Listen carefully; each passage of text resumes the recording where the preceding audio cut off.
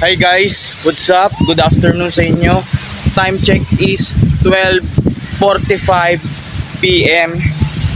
Nandito pala kami sa Tambisaan Beach, Boracay.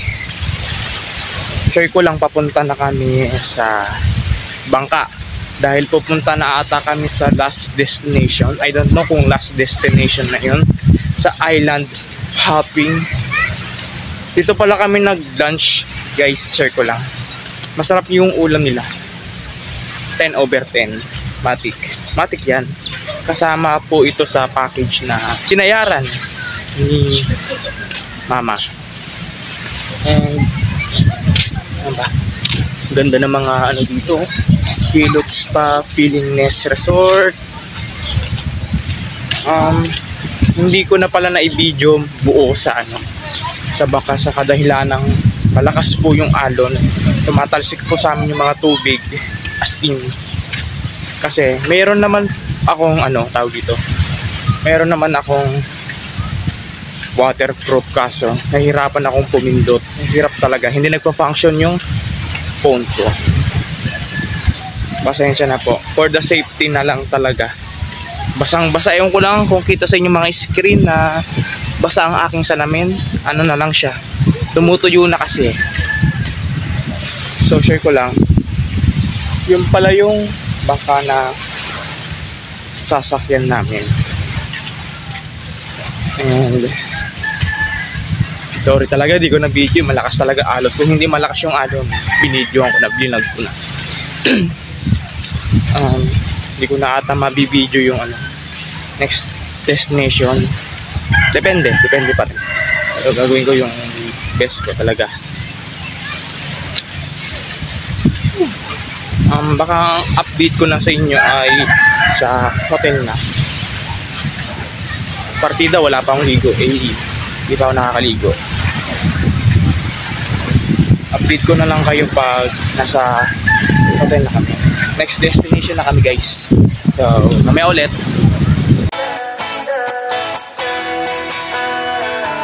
Alam mo ba, munti ka na sumuko ang puso ko. Sa paulit-ulit na pagkakataon na nasaktan na bigo. Mukhang delikado na naman ako. Bakit ba kinikilig na naman ako? Pero ngayon ay parang kakaiba. Pag nakatingin sa iyong mata, ang mundo ay kalma. Hi guys, good afternoon. What's up, Bells Nation? Time check is 2:48 PM. Nandito na kami sa Caligo International Airport. Nasa second floor pala ako ng airport. Nasa baba yung iba. Pasensya na guys, hindi ako nakapag-update kanina. So, sobrang busy. Busy as in, nag-impake, lahat. Ngayon tamang wait na lang sa aeroplano. Sa pagkarinig ko 3:20 PM daw. Hindi ko na rin i-vlog yun, syempre. Ilang percent na rin yung battery ko. Paubos na rin. Pagdating na lang ng Manila or sa bahay, ito kayo i-update. Yun yung finale vlog. Yun lang yung masasabi ko. Naka-shades pala. Okay, aesthetic ngayon, waiting. And yun lang masasabi ko. Kita-kits na lang tayo sa bahay, sa Laguna, sa Manila. Kasi chill na lang dito. Picture sa plate. Kung nagpipicture or what. Yeah. Kita-kits later sa Manila. Yun lang.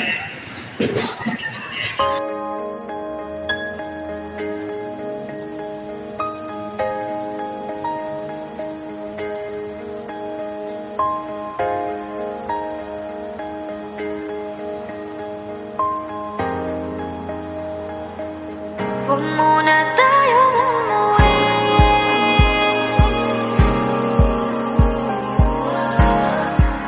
Dito muna.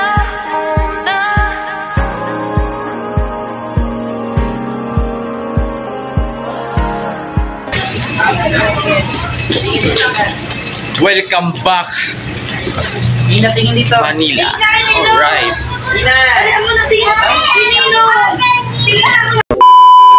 Hi guys, what's up? Nandito na nga kami ngayon sa Laguna, dito sa Luzon. And bago ko i-end itong vlog na ito, Boracay Vlog 2024, gusto ko nang i-share sa inyo ang aking experience sa Boracay simula day 1 hanggang day 3. Kasi 3 days and 2 nights lang pala kami dun. So, share ko lang sa day 1, unang apak sa Boracay. Sobrang saya ko kasi first time na makaalis sa Luzon and first time makapunta ng Visayas. At lalo ang pinuntahan ay Boracay. Sa day 1, sumakay kami ng bangka. I don't know, bangka of ferry yun. I don't know. Wala akong alam, pasensya na. Unang sakay ko doon is ayos naman. Papuntang Boracay yun guys, gusto ko lang i-share sa inyo.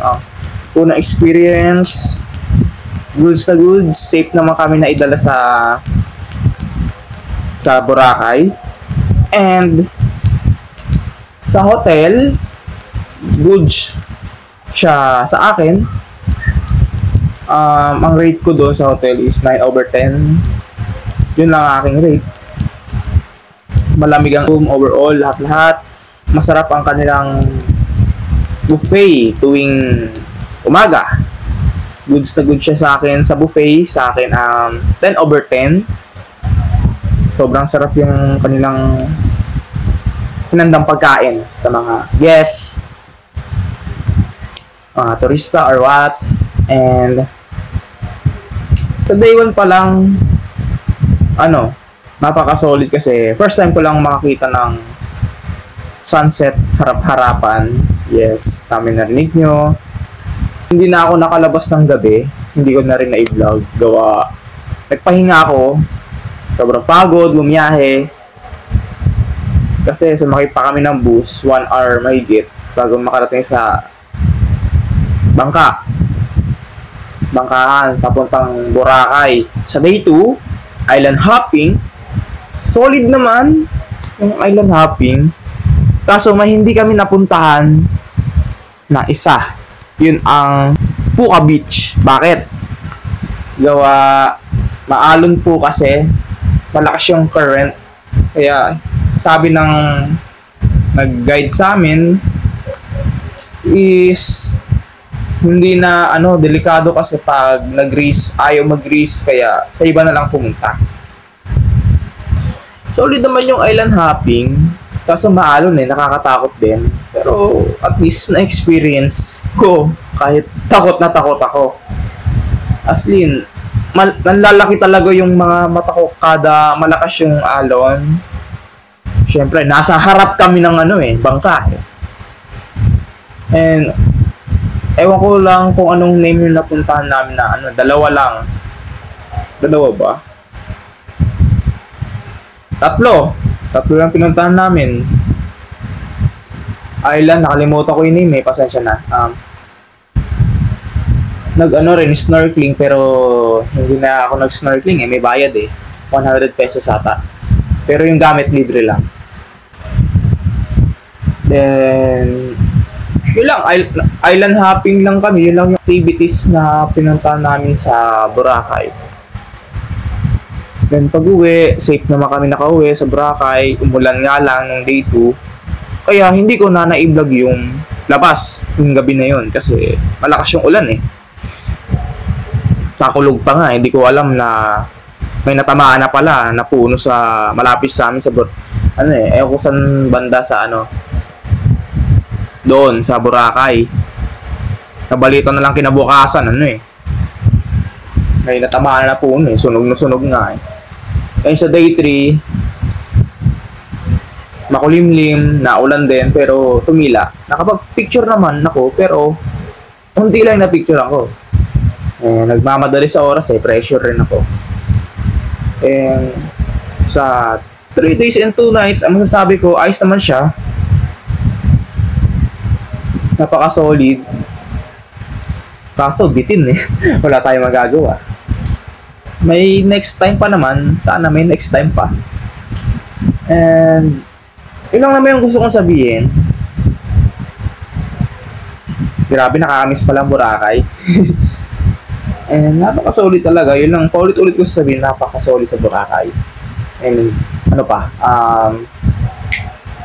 kung gusto nyo magpa-book, mapa-local man o international,